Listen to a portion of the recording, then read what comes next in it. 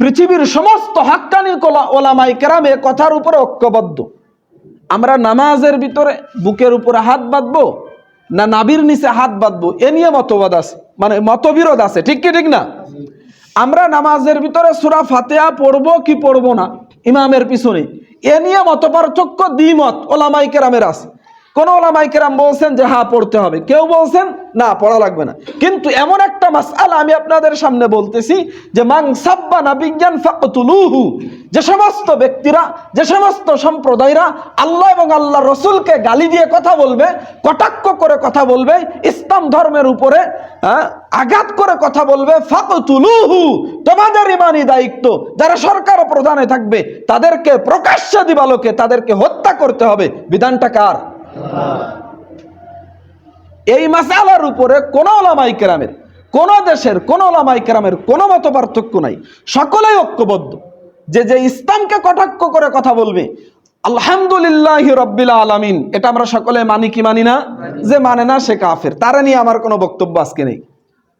আমরা যারা এখানে উপস্থিত হয়েছি তাদেরকে আমি এতটুকুই বোঝানোর চেষ্টা করতেছি যে সমস্ত জাহানের রব যিনি, তিনি কে?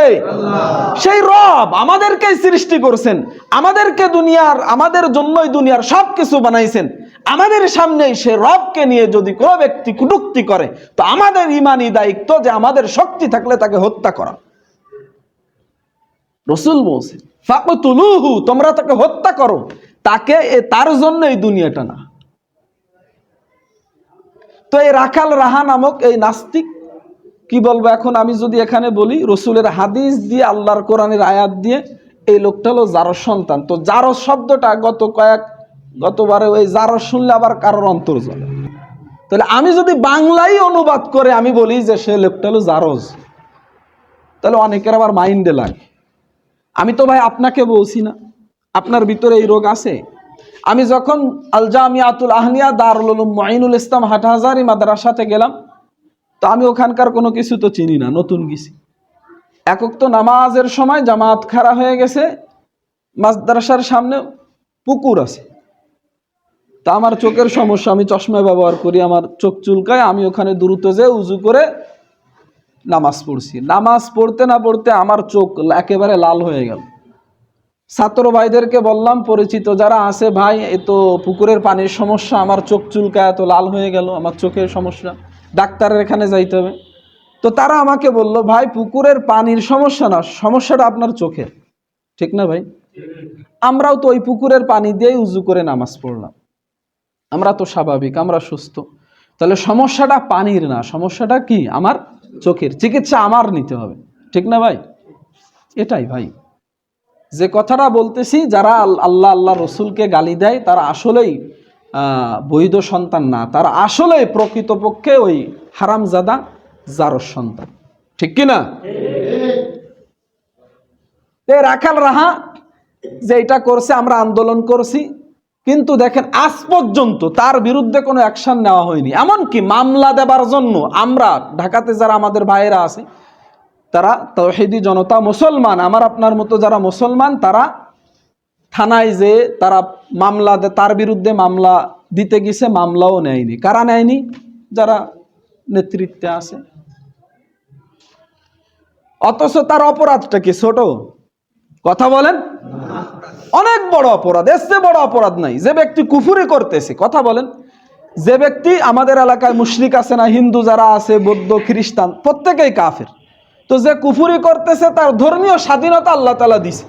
হ্যাঁ, ওর ধর্ম, ওর আদর্শে ও চলতেছে, সে ওর মতো ও চলবে, ওর ধর্মীয় ব্যাপারে তারে বাধা দেওয়া যাবে না, তাকে হত্যা করার কথা বলিনি। কিন্তু সে যখনই সে বাড়াবাড়ি করে, সে আল্লাহ তাআলাকে গালি দিবে, কোরআন শরীফকে অপমান করবে, রাসূলুল্লাহ সাল্লাল্লাহু আলাইহি ওয়াসাল্লামের মানহানি করবার চেষ্টা করবে, তখনই সে বাড়াবাড়ি করেছে, সীমা লঙ্ঘন করেছে। আর যারাই সীমা লঙ্ঘন করে তাদেরকে ফাকতুলুহু, তাদেরকে হত্যা করতে হবে। তো হত্যা করবে কে? ধরেন বাংলাদেশে একটা আইন ব্যবস্থা আছে না, এখন আমি আপনি আইন হাতে তুলে নেওয়া যাবে? যারা সরকারে আছে, সরকারের উপরে এই দায়িত্ব যে আল্লাহ তাআলাকে গালি দিছে তাকে গ্রেফতার করে তাকে দৃষ্টান্তমূলক শাস্তি দিতে হবে। তারা তো এটা করে নাই, আমরা এটা করবার জন্য তাদের কাছে অনুরোধ করছি, দাবি করছি, করার পরেও তারা আজ পর্যন্ত কোনো ভূমিকা নেয়নি। তাহলে বুঝবার চেষ্টা করেন যে আমরা কোন দেশে, কোন আইনের, কোন নেতা নেত্রীর অধীনে বসবাস করতেছি। আমরা যখন ইসলামী আইনের কথা বলি, আমরা যখন শরঈ বিধানের কথা বলি, আমরা যখন আল্লাহ তাআলার কোরআনকে এই বাংলার জমিনে বাস্তবায়ন করবার কথা বলি, আপনি মুসলমান, আপনি জুমা মসজিদে এসেছেন, আপনি হজ করেন, যাকাত দেন, অনেক সময় দেখা যায় এটা আপনার কাছে অনেক ভালো লাগে না, কিন্তু আপনি যে দলের ভিতরে আছেন, কিন্তু আপনার আদর্শটা কি? আপনি কোন নেতা নেত্রীর পিছনে আছেন? আমরা তো দেখেছি এই গত 15 বছরের শাসন ব্যবস্থা আমরা বুঝতে শিখে দেখছি। তো এই গণতান্ত্রিক যে মানব রচিত যত মন্ত্রতন্ত্র আছে, এ দিয়ে যে কেমন শাসন ব্যবস্থা দেশের মানুষের উপরে কি পরিমাণ শান্তি শৃঙ্খলা আনা যায়, এটা তো আমরা দেখছি।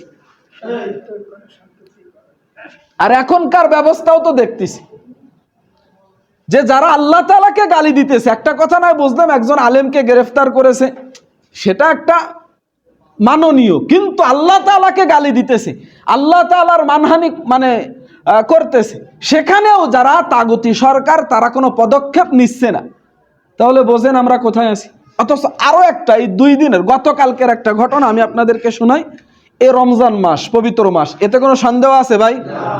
এই রমজান মাসের মধ্যে আমাদের শালীনতা আদর্শিক দিক থেকে দেখা যায় আমরা 12 মাস, আমরা বছরে 11টা মাস আমরা যারা আসলে ওইভাবে আল্লাহ তাআলার বন্দেগী করতে পারি না যে কোনো কারণে, এই রমজান মাসে আমরা অনেকেই চেষ্টা করি যে আমাদের জীবনকে ওই 11 মাসের ভুল ত্রুটি থেকে শুধরে নিতে, ঠিক কিনা?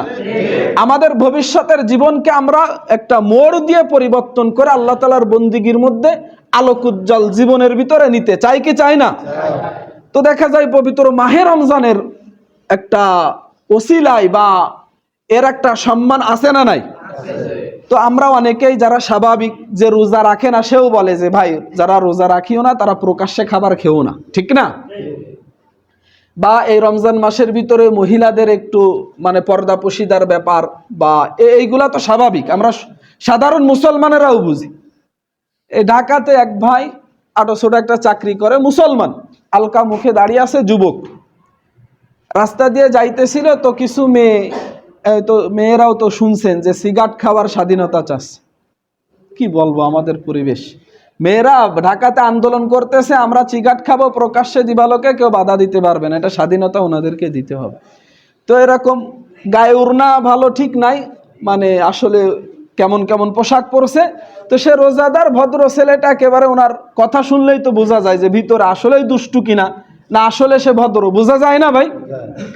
আসলে এই ছেলেটা ভদ্র। সে বলছে যে আপু, এটা পবিত্র রমজান মাস, এই রমজান মাসে আপনি পোশাক যেভাবে পরছেন আপনি একটু শালীনতা বজায় রাখেন, এতটুকুই। সে এটা আমরে বিল মারুফ নাহি আনিল মুনকারের ভিতরে পড়ে কিনা? এটা আল্লাহ তাআলার আদেশ যে সৎ কাজের আদেশ করতে হবে, অসৎ কাজ থেকে বাধা দিতে হবে। আদেশটা কার? সে ভদ্র ছেলেটা এতটুকু কথা বলেছে যে আপু, রমজান মাস এইভাবে চলাফেরা না করে একটু শালীনতা বজায় রেখে আপনারা চলুন, রমজান মাসের তো একটা সম্মান আছে না নাই? এখন তারা ওখানে ওই মেয়েরা ওই ছেলেটাকে তো বকাঝকা করছে, তার বিরুদ্ধে যে মামলা করছে, তাকে পুলিশ সঙ্গে সঙ্গে তাকে গ্রেফতার করে হাজতে জেলখানায় বন্দী করে রাখছে। দেখেন, এটা কিন্তু আল্লাহ তাআলার হুকুম, সৎ কাজের আদেশ করা, অসৎ কাজের নিষেধ করা। হুকুমটা কার? এই আল্লাহর হুকুম পালন করতেছে, এটা ভালো কাজের হুকুম দিছে, এই করার কারণে পুলিশ তাকে ধরে নিয়ে যাইতেছে।